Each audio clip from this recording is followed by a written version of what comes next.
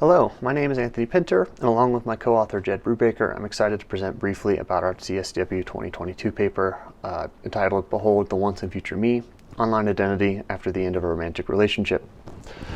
Now, as the title suggests, this is a paper about the ends of romantic relationships, but specifically it is about how people manage data representations of those relationships after they've ended. In order for data to exist, of course, though, relationships must first form. Two people must decide they are romantically involved, and in many cases exclusively dating or exclusively together. As two people begin any type of relationship, that relationship becomes steadily more represented online via data. For instance, the very act of following or friending creates a datafied connection, and the subsequent pictures and posts further solidify that connection. This data, the possessions and connections that exist online, help define our identity being in a relationship with someone else. Similar to offline possessions like pictures or a couch bought together, they reaffirm our identity in relation to another person. In other words, they create an identity of we in addition to identities of me. Of course, when relationships end, that data might remain online. They can create identity representations of we's that no longer exist. Thus, data management in the wake of a breakup is important for reconstituting one's identity from a we to a me and moving on from the breakup. Moreover, it can be important in controlling what data is available for algorithmic curation and recommendation, which can be important after experiencing life transition like a breakup to prevent people from having painful reminders given to them on social media sites.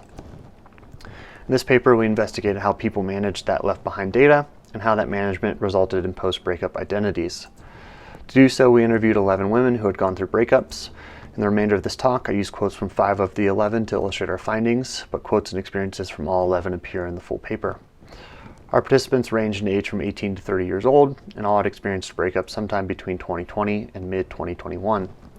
The relationships that they were in ranged in length from 8 to 72 months, and all of the relationships were geographically proximate, were not marriages, and had not resulted in children. We conducted semi-structured narrative interviews with our participants, asking them to tell us stories about their breakup and what they did with their possessions and their connections after the breakup. In our findings, we saw distinctions between physical possessions and real-world connections that participants had to others, and their digital representations on social media sites. First, possessions. Possessions offline are the objects left behind.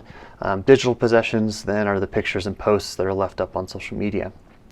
Our analysis revealed 5 factors that influenced our participants' decision-making around managing their digital possessions. These were residual memories a possession could spur, the audiences who could see the possession, the intentionality involved in viewing a possession, the value possession held, and the ease at which a possession could be reproduced. I'll talk briefly about 3 of these: audiences, intentionality, and replicability, although we go into detail on all 5 in the full paper. First, audiences. Digital possessions that go unmanaged remain accessible to one's audiences in ways that physical possessions did not. Managing possessions then became a way of implicitly indicating that a relationship was over. By removing possessions, one could signal to their audiences that the relationship had ended because the audience might notice the sudden absence of the possession from one's profile.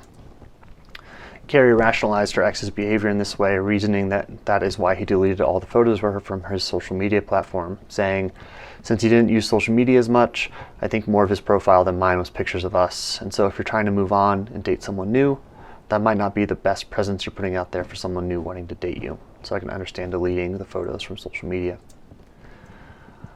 Next, intentionality. Digital possessions are viewable at any time and place, so long as one has an internet connection.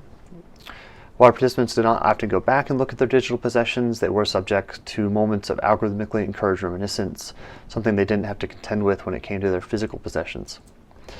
When experiencing an unexpected moment of algorithmically driven reminiscence, Elizabeth said that it's not a bad thing, just some kind of twinge of a feeling, nothing that sets me back in my day or anything like that.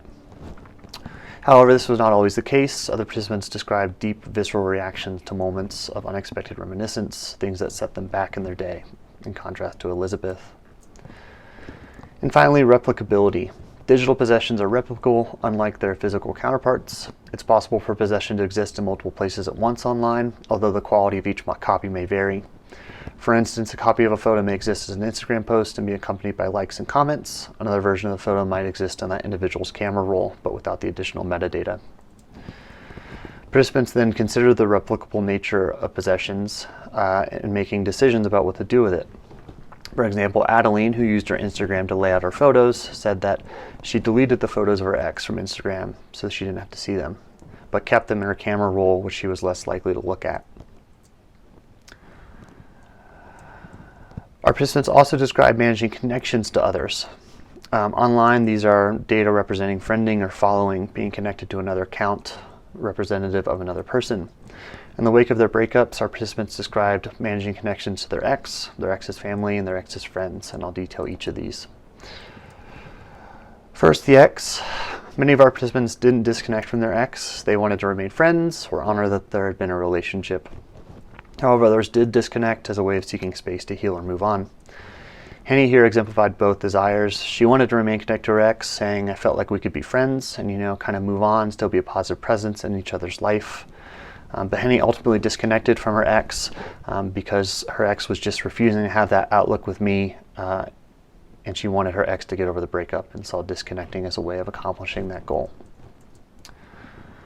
Second, the ex's family. Most participants removed connections to their ex's family and did so quickly. They didn't want to see posts about their ex. This was also symbolically a way of indicating the relationship was over. However, in some cases, the context of a relationship to a family member meant the connection was maintained, as noted by Angelina here. Angelina still followed her ex's siblings, but that was because they went to high school together, and so she had known the siblings before she started dating her ex. And finally, friends, which were the most complicated group to handle.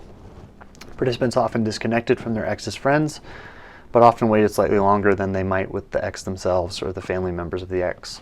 This was to avoid reinforcing the breakup or being cruel to the ex.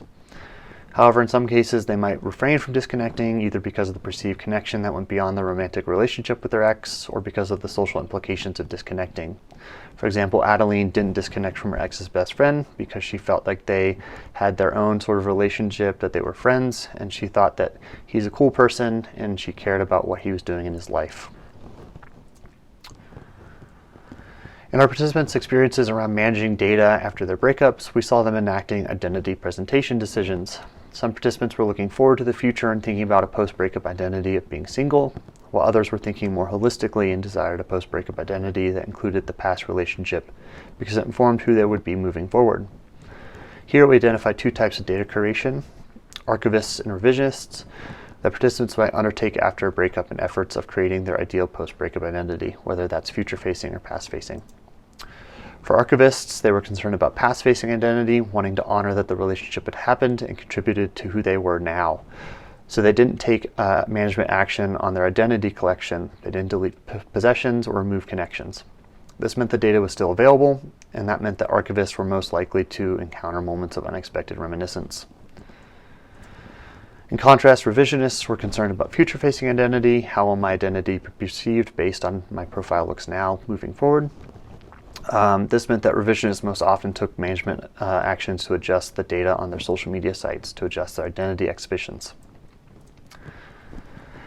Our work here illustrates the need for design that supports both archivist and revisionist goals when creating post-breakup identities.